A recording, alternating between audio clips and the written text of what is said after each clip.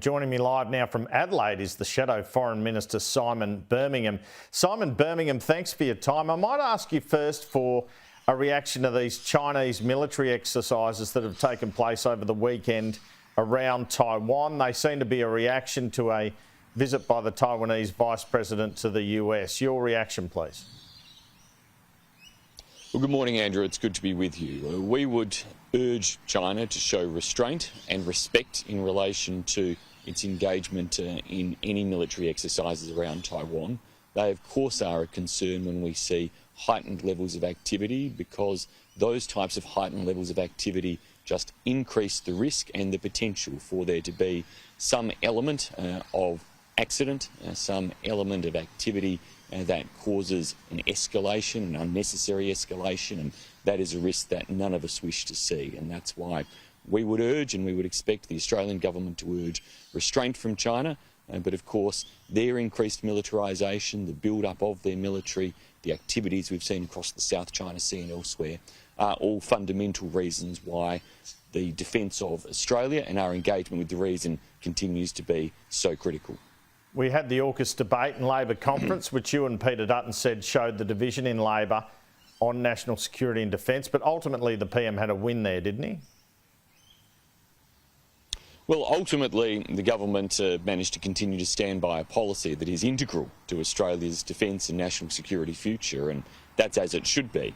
But what the divisions demonstrated first and foremost was that Labor could never have initiated AUKUS.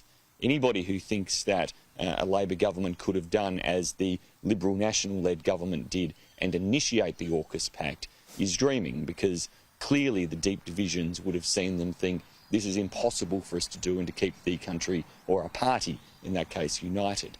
Of course, they came on board after the coalition government initiated. Now, we want to see bipartisanship, we want to see strength of delivery, but there are some real tests for Labor in terms of demonstrating they can make the hard decisions for the delivery of AUKUS over the next few years. Just ahead of this national conference, we saw them walk away from a site for a low-level radioactive waste facility in Australia and take the country right back to square one in a search for a site that has gone on for decades. Now, they're going to need to demonstrate, and do so very quickly, that they can make the hard decisions around low-level radioactive waste for anybody to have confidence that they can make the even harder decisions around management and approach in relation to nuclear-powered submarines in the future. You made comments recently that indicated you didn't think Anthony Albanese should visit China until Cheng Lei is released. Do you still believe that? I believe, and the comments I made were that the government needs to have real confidence that meaningful progress continues to be made in our areas of concern with China.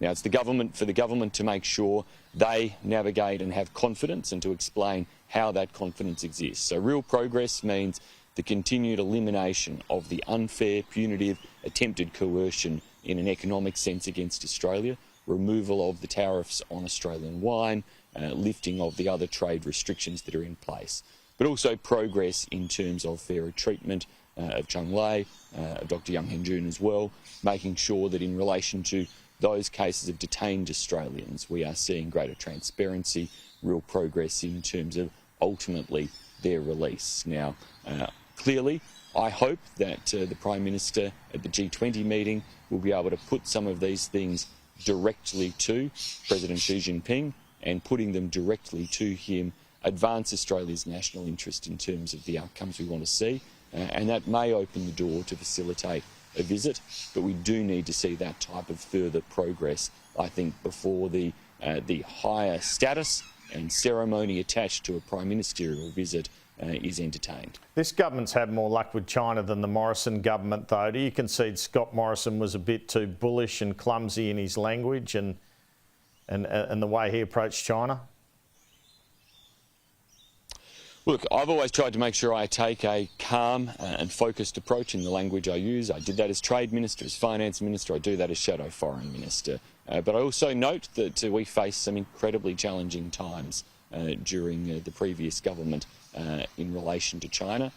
We faced the type of increased military build-up. We faced the challenges in relation to the erosion of Hong Kong.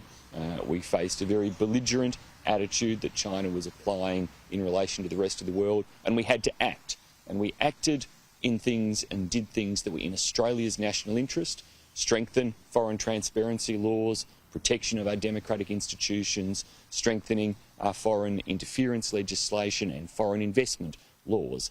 Those types of changes we made, including direct decisions such as restrictions on participation in our communications network affecting Chinese carriers like Huawei, were not popular in Beijing. We knew they would not be popular in Beijing, but they were done in Australia's national interest. And Australia should actually hold our head high about the fact that this country has withstood the attempts at economic coercion from China. The fact that China, in engaging in its wolf warrior diplomacy, then pursued very aggressive acts of economic coercion against Australia, but our policy positions as a nation have not changed, and that is something we should take pride in as a country. That is something that demonstrates to the rest of the world the resilience of Australia, but also the fact that all nations should act to protect their sovereignty, to safeguard their interests, and in doing so have confidence that they can withstand these types of pressures, and they'll have the support of other nations, as we have had, whilst we withstood those types of pressures.